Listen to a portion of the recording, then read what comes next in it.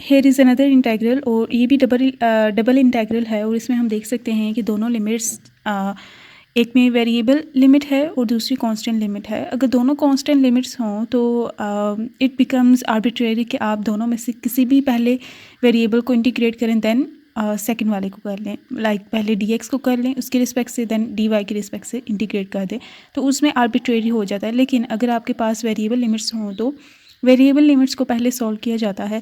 तो यहाँ पे ये वेरिएबल लिमिट्स हैं और ये 0 to √1 - y² रन कर रही हैं, और इसमें हमने देख सकते हैं कि ये y की फॉर्म में है, तो इट मीन्स कि ये लिमिट्स जो हैं x की लिमिट्स हैं।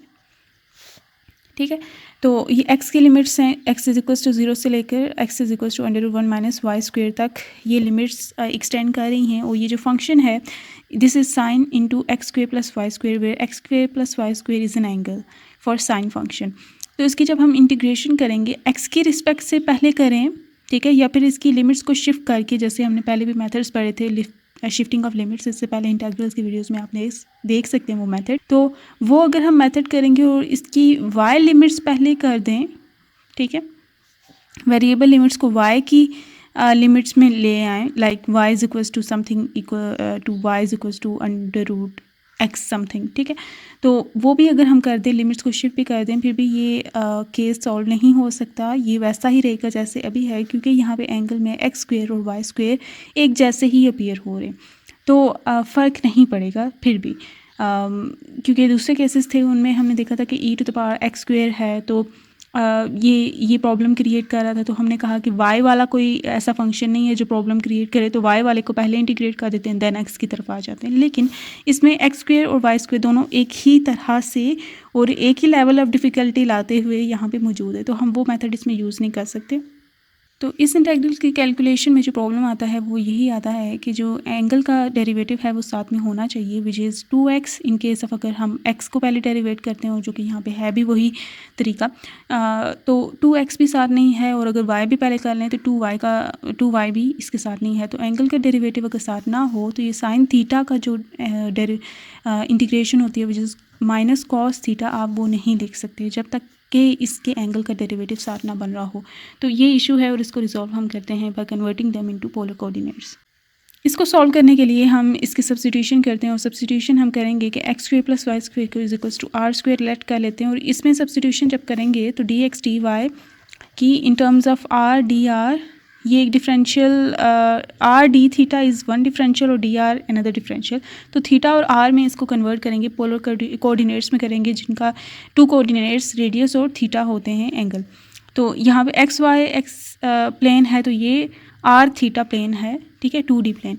तो यहाँ पे अब लिमिट्स को हम ड्रॉ करते हैं टू हैव एन आइडिया कि किस तरह से हमने थीटा और r की लिमिट्स लेनी है, और उनको ड्रॉ करने में ही हमें आसानी से ये पता चलेगा। तो सबसे पहले x = 0, ये x y एक्सिस की फॉर्म में हम यहाँ पे ड्रॉ करेंगे। x = 0 से लेकर x 0 है मिनिमम, ठीक है, और x = 0 to x = √1 - y²। तो अगर मैं इस दोनों तरफ स्क्वायर ले लूँ तो ये इक्वेशन बन जाती है, और y² को इधर ले आऊँ तो ये x² + y² = 1। This is an equation of a circle of radius 1, क्योंकि अगर ये इक्वेशन ऑफ सर्कल है, ठीक है, और इसमें 1 आ रहा है, तो इट मीन्स हम इसे 1 का स्क्वायर लिख सकते हैं। और इसमें स्क्वायर के अंदर की जो टर्म होती है, इन दोनों के इक्वल टू में जो टर्म अंदर की टर्म आती है, that is radius of that circle. तो ये equation of radius of circle बनती है। तो x = 0 से लेकर एक इक्वेशन ऑफ सर्कल तक हॉरिजॉन्टल लाइंस जा रही हैं, और वो इक्वेशन ऑफ सर्कल इसको इस तरह से बनाएगी, ठीक है। This is x² + y² = 1, okay. और ये कितना हमने लेके जाना है, कितने एंगल तक ये जाएगा, तो उसके लिए हमें ये लिमिट्स बताएंगी, y की लिमिट्स हैं ये। तो y = 0 से लेकर y = 1 तक, तो ये 0 से लेकर ये 1 तक, ठीक है। और x की वैल्यू 0 से लेकर √1 - y² तक है, और ये पॉजिटिव है क्योंकि सिर्फ, ठीक है, x की वैल्यूज सिर्फ पॉजिटिव हैं, तो इसलिए फर्स्ट क्वाड्रेंट में x की वैल्यूज़ को लेंगे, सेकंड क्वाड्रेंट और थर्ड या फोर्थ में लेके जाएंगे। y की वैल्यूज़ पॉजिटिव हैं 0 to 1, ठीक है, 0 to 1, दैट इज़ वाई हमने यहाँ तक लिया। अगर ये -1 to 1 y की वैल्यूज़ होती तो हम ये कुछ इस तरह का केस लेते हैं, ठीक है, क्योंकि y नेगेटिव इधर होता है, तो ये -1 to 1 ये बनता y, और ये 0 to √1 माइनस वाई स्क्वायर ये x की बन जाती है। लेकिन यहाँ पे क्योंकि y भी पॉजिटिव है x भी पॉजिटिव है तो it means this is first quadrant. In the previous example we had y की लिमिट्स हियर, ठीक है, y की लिमिट्स हमें ये पता चल गई और उसके बाद ये x की लिमिट -a to a थी, दैट इज़ वाई हम यहाँ से लेके इसे यहाँ तक एक्सटेंड करके गए थे। लेकिन ये फर्स्ट क्वाड्रेंट में जस्ट आएगा and the reasons I have already justified कि क्या है वो। तो यहाँ पे हम देख सकते हैं कि रेडियस तो 0 to 1 ही जाएगा, ठीक है। यहाँ पे 0 रेडियस मिनिमम और मैक्सिमम कंस्ट्रेंट क्या है कि ये 1 रेडियस हो सकता है मैक्सिमम, क्योंकि this is equation of circle और सर्कल का हर तरफ जब आप इस तरह की लाइंस बनाएंगे वो उन सब का रेडियस 1 ही होगा, मैक्सिमम 1 होगा और छोटे छोटे पैचेस का इससे कम भी हो सकता है एंड ऑल। तो 0 to 1 रेडियस की लिमिट्स हमारे पास आ चुकी हैं 0 to 1 और थीटा की लिमिट्स हम क्लियरली देख सकते हैं। थीटा इज़ मिनिमम 0 और मैक्सिमम क्या है π/2, ठीक है। ये फर्स्ट क्वाड्रेंट है, फर्स्ट क्वाड्रेंट का टोटल एंगल 90 डिग्री होता है, 0 से 90 डिग्री, तो 0 to π/2। Limits of integration use करेंगे। अब इसमें सब्स्टिट्यूशन हम करते हैं। सब्स्टिट्यूशन के बाद limits r is equals to 0 to 1 जाएगी, theta is equals to 0 to π/2 जाएंगी और साइज की यहाँ पे r स्क्वेयर आ जाएगा, dx dy में r dr d थीटा आ जाएगा। इसके एंगल का डेरिवेटिव 2r साथ में होना चाहिए, r तो है 2 नहीं है तो 2 इधर मल्टीप्लाई करते हैं और इधर डिवाइड कर देते हैं। तो ये जो थीटा वाला पार्ट है वो तो सेपरेटली सॉल्व हो जाएगा, वो π/2 ही आ जाएगा एंड यू नो दैट कि और कोई थीटा डिपेंडेंट फैक्टर नहीं है। ये 1/2 तो पहले से मौजूद था और ये जब आप थीटा आएगा तो π/2 -0, ये upper limit minus lower limit करेंगे तो π/2 आ जाएगा एंड हेयर ये माइनस कॉज r स्क्वेयर आ जाएगा, ठीक है। इस सारे की इंटीग्रेशन आ जाएगी ये, तो ये इस पे लिमिट्स हैं 0 से 1 तक की और ये π/4 हो जाएगा, नेगेटिव साइन बाहर और ये बाहर में ले आई हूँ नेगेटिव साइन, तो ये कॉज ऑफ 1 का स्क्वायर माइनस कॉज ऑफ 0 आ जाएगा माइनस π/4, ये cause of 1 this is in radian, okay, minus cos of 0 जो कि 1 होता है, ठीक है।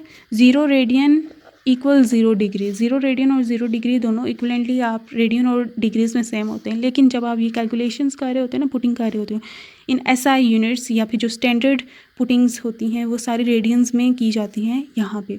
लेकिन जो हमारे कैलकुलेटर्स होते हैं नॉर्मली हम उन्हें डिग्रीज़ में ही इवेलुएट कर रहे होते हैं। तो अगर आप डिग्रीज़ में आपका कैलकुलेटर इवेलुएशन करता है, लाइक कॉज ऑफ 90 उसमें 0 आता है और कॉज ऑफ 0 उसमें 1 आता है, कॉज ऑफ 60 डिग्री, ठीक है, वो उसमें प्रॉपर आपको वो वैल्यूज़ उसकी मिलती हैं, तो वो फिर आपका कैलकुलेटेड मींस डिग्रीज़ में वर्क करता है। लेकिन अगर रेडियन में करता है तो वेल एंड गुड, आप कॉज ऑफ 1 की वैल्यू फाइंड आउट कर सकते हैं।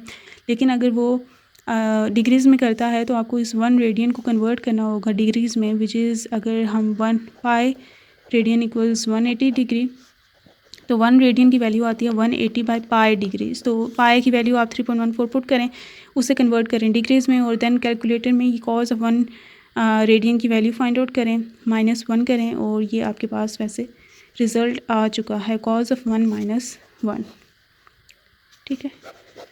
हम देख सकते हैं कि ये 0.54 इसका रिज़ल्ट आता है। 180/π को अगर हम यूज़ करें और उसका कोसाइन फाइंड आउट करें तो ये 0.54 आता है -1, ओके, और इसको सब्ट्रैक्ट करें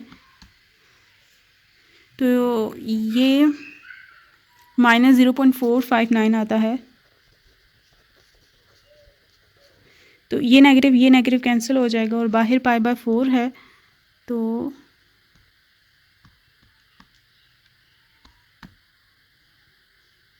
ठीक है। तो ये 0.36 आंसर आता है। उसमें नेगेटिव इसलिए आ रहा है क्योंकि उसे नेगेटिव वाले रिजल्ट से मल्टीप्लाई नहीं किया। So this is the final answer.